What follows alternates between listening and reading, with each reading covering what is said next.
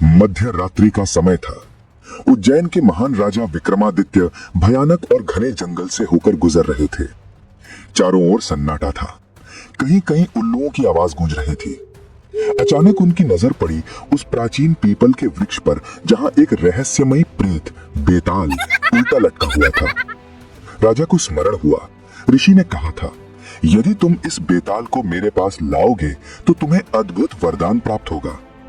प्रतिज्ञा के पक्के राजा विक्रम दृढ़ निश्चय के साथ आगे बढ़े। बेताल ठंडी हंसी हंसकर बोला, राजन, मैं तुम्हारे साथ चलूंगा, पर एक शर्त है। राह घर मैं तुम्हें कहानियां सुनाऊंगा और अंत में एक प्रश्न करूंगा।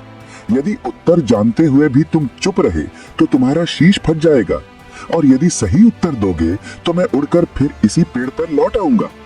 केवल तभी मैं तुम्हारे साथ चलूंगा जब तुम्हें उत्तर सचमुच न मालूम हो।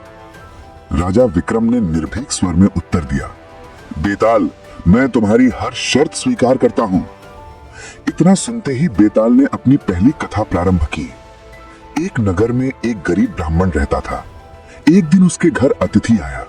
ब्राह्मण ने अपना थोड़ा सा अनाज पकाकर अतिथि को खिला दिया और स्वयं भूखा रह गया। उस रात देवता प्रकट हुए और बोले, तुम्हारे त्याग से प्रसन्न होकर मैं तुम्हें वरदान देता हूं। ब्राह्मण ने हाथ जोड़कर कहा, महाराज, कृपा करें कि मेरे नगर में कोई भूखा न सोए। वरदान पूर्ण हुआ। नगर संपन्न हो गया। अन्न के भंडार भर गए। लेकिन समय के साथ नगरवासी आलसी और लालची बनते गए। उन्होंने काम करना छोड़ दिया और मुफ्त के अन्न पर निर्भर हो गए। धीरे धीरे पूरी प्रजा निष्क्रिय और कमजोर हो गई। कथा समाप्त कर बेताल ने राजा से प्रश्न किया, राजन, बताइए, ब्राह्मण का वरदान नगर के लिए कल्याणकारी था या घातक?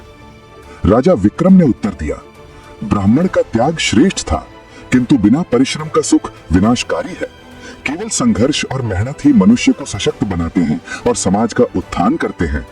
बेताल ठहाका लगाकर बोला, राजन, तुम्हारा उत्तर सही है।